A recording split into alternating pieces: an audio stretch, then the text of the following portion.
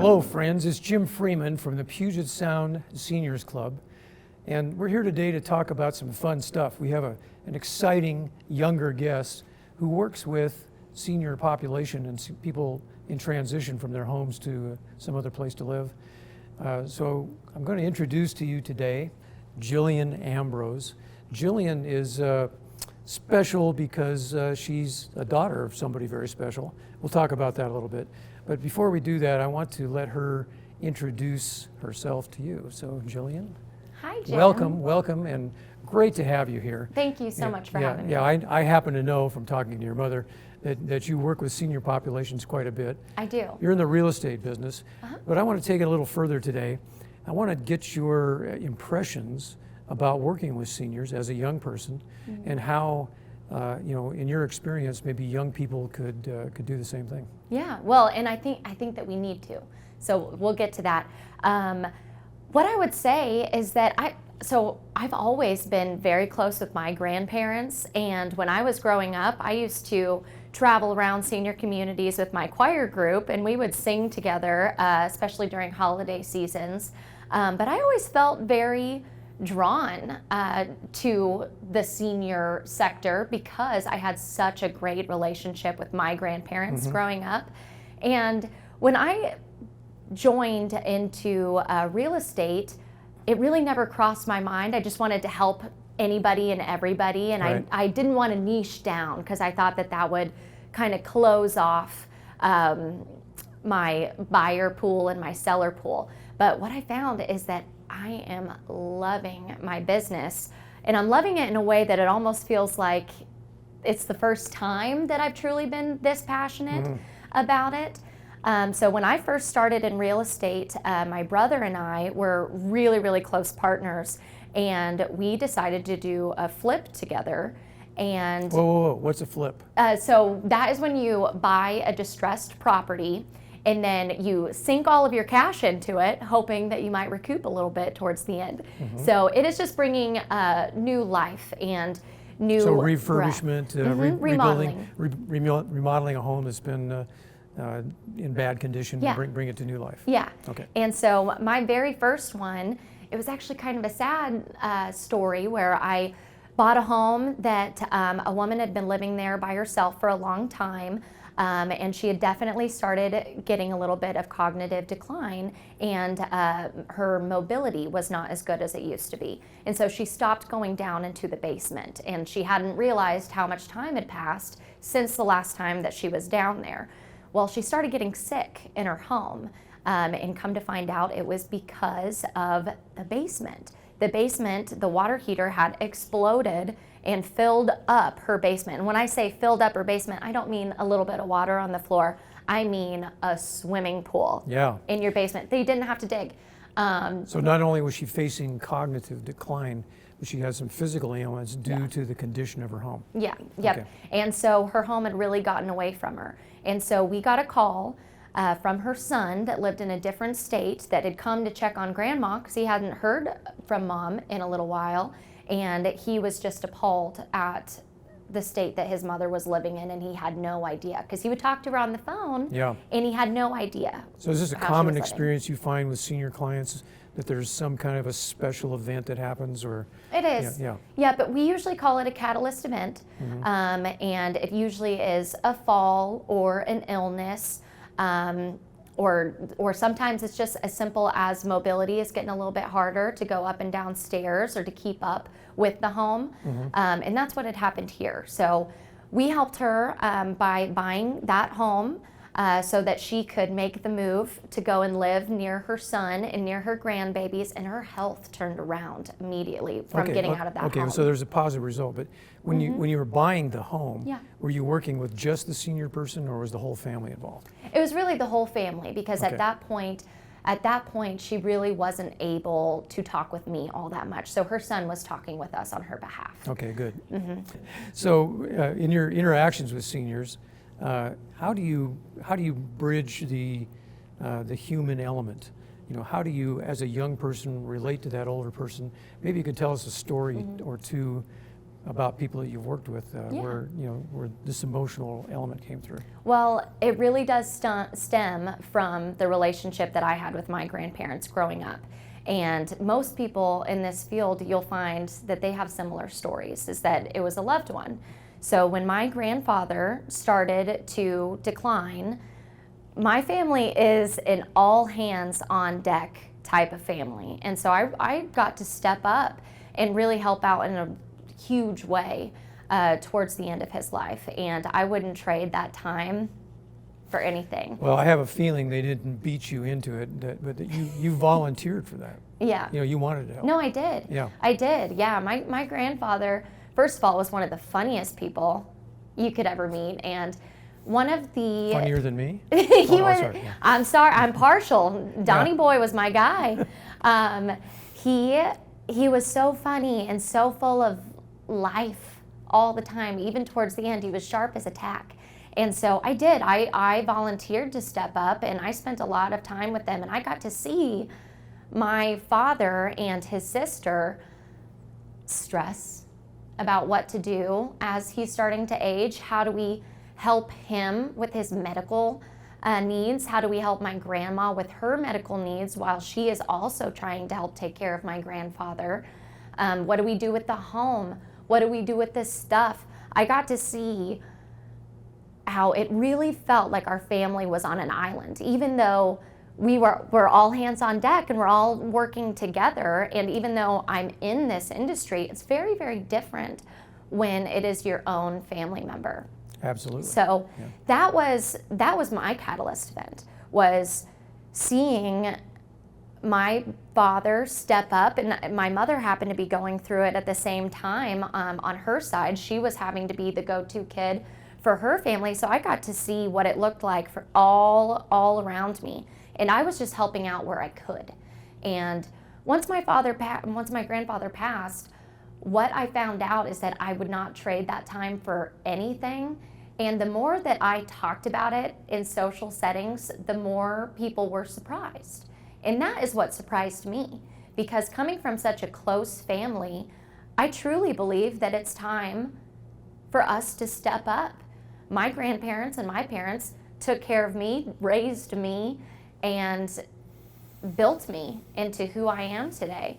And it is my proud duty and honor to step up and help out where I can. And that's what we see a lot in my industry, is that the parents are the go-to children are the ones that are helping on the medical side of things, the really, really hard, heavy stuff. It's a lot to take care of.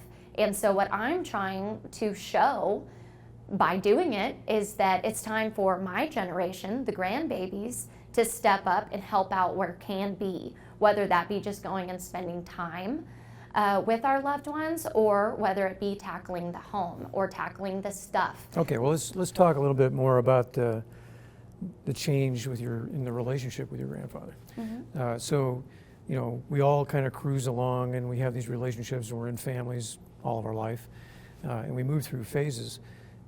Did you find a change in the way that your grandfather talked to you as this was occurring? Yes and no. My grandfather was sharp as can be, and ornery. And Say it one more time. Yes and no. yes and no. My grandfather was sharp, and ornery. And so his language did not change. The way that he looked at me and the way that he spoke to me did not change. But what did change is he started to get a little confused about who I was. So as I was there helping, he would say thank you, and then say his daughter's name rather than his granddaughter's name, and just look at me with such love in his eyes and say, "You're just the greatest daughter." And I was his granddaughter. Yeah. So it was small changes like that. But I could see the love in his eyes, and I could see how much he really appreciated me for helping out, and you could see the pride in his eyes. So maybe he didn't know fully who I was in that moment, but he had great pride in helping me grow into the woman that is now returning the favor. getting a little choked up. Well, it's all right. It's all right. It's real. So, how did your image of your grandfather change as he started to not recognize you? It, you know, I think the love just grew.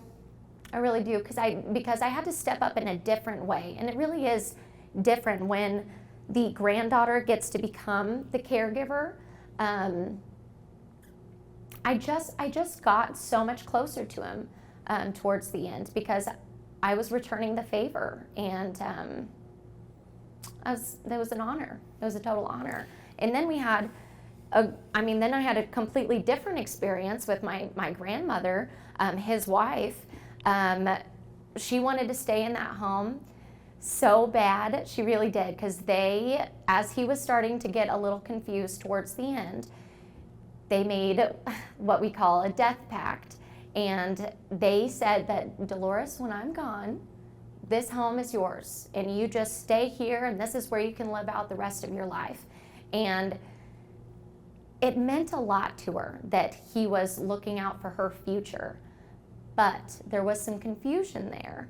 And what felt like a good deal, a good pact to make as spouses, was actually not probably the best move for my grandmother, because she had taken care of that home in the way of cooking and cleaning and raising babies in it, but she had absolutely no experience dealing with the financials or the old drawer that sometimes comes off the track, or if Cleaning the the roof gutters. starts to leak, stuff like that. Yes, the yard work. And so it really started to weigh on her, because she wasn't used to that, and that's a lot. It was a great, big, huge house that she suddenly was having to take care of in a new way.